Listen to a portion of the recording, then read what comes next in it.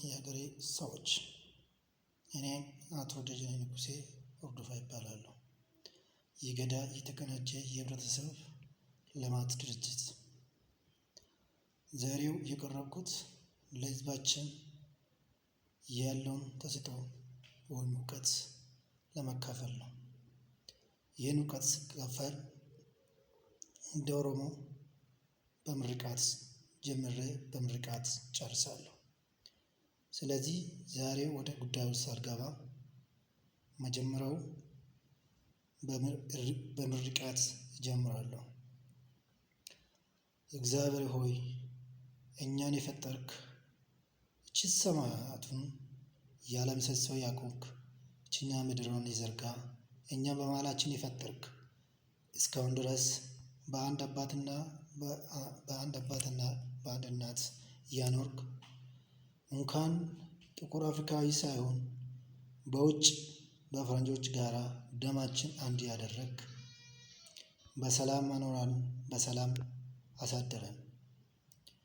ሁላችን ለሀገራችን አገሪቱን ለመበተን አገሪቱን ለመፈጀት በደማችን አንድ የሆነን ለመባረር ለመጨፈጨፍ የተነሱ ሰዎችን ወይም ህዝብ እግዚአብሔር እቺ ሰማይን የፈጠርክና እቺ ሰማይን ምድሩን ያለ ምሰሶ ያቆምክ ለሁላችን ልብ ስጠን፣ ወደ እውነተኛ ታሪክ ወደ ታሪኩ ይመለሰን ብለን በ44 ታቦት በሙስሊም በክርስቲያኑ በጴንጤው በአያንቱ ወይም በቃልቻው እንለምናለን። አሜን። እግዚአብሔር ሆይ እኛ ያለነው ስማለን፣ ምሕረቱን ይቅርታውን ይማርልን፣ ይቅርታውን ይጨርስልን እንላለን። እዚሁ ምርቃታችንን በዚህ ስናርግ ወደ ጉዳዩ ገባለሁ። ምርቃቱ ላይ እንዳነሳሁት እኛ ኢትዮጵያውያን እዚህ በብሔር መከፋፈል ብቻ ሳይሆን እኛ ከቅድመው ከተፈጠርን ጀምሮ ከአንድ አባትና ከአንድ እናት እንደመጣ ሁላችን እናውቃለን። ሁላችንም ያውቃል። ሆኖም እቺ ምድር ላይ ከተሰፈርን በኋላ በታሪክም በአፍ ታሪክም ሰው የተፈጥሮን የመጀመሪያው የአባትና እናት ረስቶ በቀለም በእድሜ በቁመና እያከፋፈለ ሰውና ሰውን መሆኑ ራሱን ረስቶ የመከፋፈል ውስጥ መግባቱን ይታያል። ይሄ በብሔር በጎሳ መከፋፈሉ እኛን ጎዳ እንጂ እኛን አልበጀም። ለምን ስንል ከ7 ዓመት ጀምረን እስካሁን ድረስ በጎሳ ተከፋፍለን እየተባለን ያለን። ከኛ ላይ ትውልዱ ምን ይማር ይሁን? እኛ አባታችን እናታችን ይሄ መከፋፈል ካስተማሩ የሚመጡ ትውልድ ምን ይሁን? ወዴት ይሄዱ? እንዴት ያደጉላል? ስለዚህ ኢትዮጵያ ህዝብ እኛው እንኳን ኢትዮጵያ ህዝብ የጥቁር አፍሪካ ህዝብ ከዓለም ያሉ ፈረንጆች ጋር ደማችን አንድ ነው። ከዛሬም ጀምሮ ከነገ ማንም ኦሮሞ፣ አማራ፣ ትግሬ፣ ጉራጌ፣ ፈረንጆ፣ ማሎ አይሰራም። ሁላችን የእግዚአብሔር ሰው ነን። በእግዚአብሔር ዘንድ ደማችን አንድ ነን።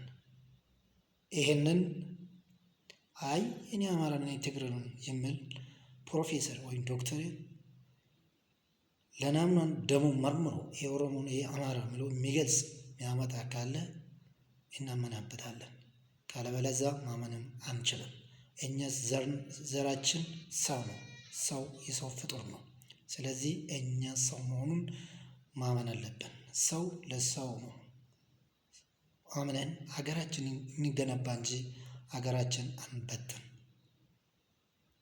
ከዚህ ከኛ በፊት ያሉ እድሜዎች ከኛ በፊት ያላቸው እድሜው እኛ ተንኮል ማስተማር ትታችሁ የአንድነታችን የሀገራችን ፍቅር ለዓለም ሯሊ አንደኛ ፍቅረኛ እንድንሆን እንድንገነዘብ እኛ ማስተማር አለባችሁ።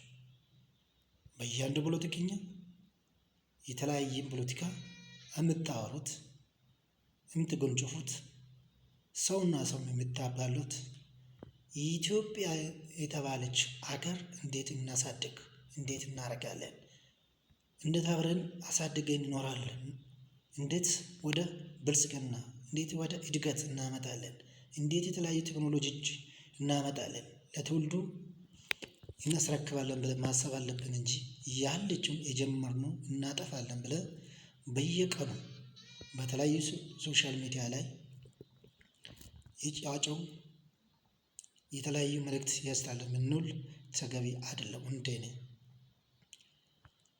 ልብ በሉ ህዝቦቻችን፣ እነማን ናቸው? ስንት ዓመት ሊኖር ይችላል ብለን እናስባለን? እኔ ዛሬ እስከ 6 ሰዓት መኖር ይችላለሁ ብዬ ማሰብ አልችልም። እግዚአብሔር እኔን እንደፈጠረ በሆነ ምክንያት በ5 ሰከንድ ወይም በ1 ሰከንድ ውስጥ እኔ ሊወስድ ይችላል። እሱን የፈጠረ የእሱ እጅ ነኝ ስለሆነ፣ ስለዚህ ሁላችን የምንሞት ቀን አናውቅም። 1000 ዓመት ሳንቀየር እንለያያለን፣ እንሞታለን። ስለዚህ እኛ እስካለን ድረስ ተፋቅረን አንድ ሆነን ብንኖርስ፣ አንድ ሆነን ብንሰራስ፣ አንድ ሆነን አገር ብንገነባስ፣ አንድ ሆነን ትክክለኛ ራዕይ ትክክለኛ ስራ ብንሰራስ እስከ ምንሞት ድረስ ቀን ለትውልዱ ጥሩ ትውልድ ጥሩ ፍሬ ያለ ትውልድ ለምን አናፈራም? ለምን እንባላለን? ለምን የተለያዩ ቃላቶችን እንወረውራለን? ለምን ልጆች ትውልዱ ገና ምንም የማያውቁ ሰው ልጆች ውስጥ የማይሆን ነገር እንፈጥራለን? እኛ ሰው አይደለም ወይ? ሽማግሌዎች የለም ወይ? አባጓዳዎች የለም ወይ? አዋቂዎች የለም ወይ? ከአማራም ከትግራይ ከኦሮሚያ ከቤኒሻንጉል የለም ወይ? አሉ። ግን ግንዛቤ ላይ ችግር አለባቸው። አገሩን ለማዳን አገሩን ለወደፊት ለማስቀጠል አሁን ያሉ ችግሮች ለመፍታት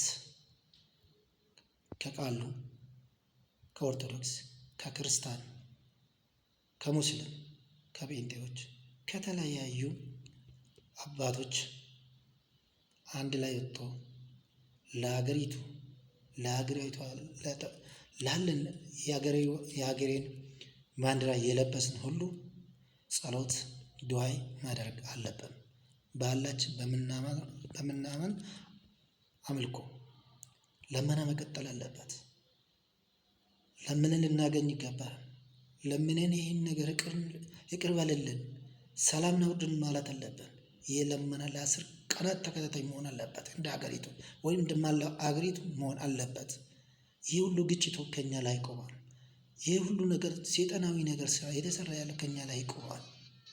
ስለዚህ ዛሬው በዚህ ላይ ይህንን ካደረግ ካልኩ በሰፊው ጊዜውን አግኝቼው ማቅረብ ከሆነ ጊዜ አግኝቼው ምንተነተን ከሆነ 30 ደቂቃው 40 ደቂቃው አይበቃኝም። ለዛሬው በምርቃቱ እንደጀመርኩ በምርቃት ጨርሳለሁ።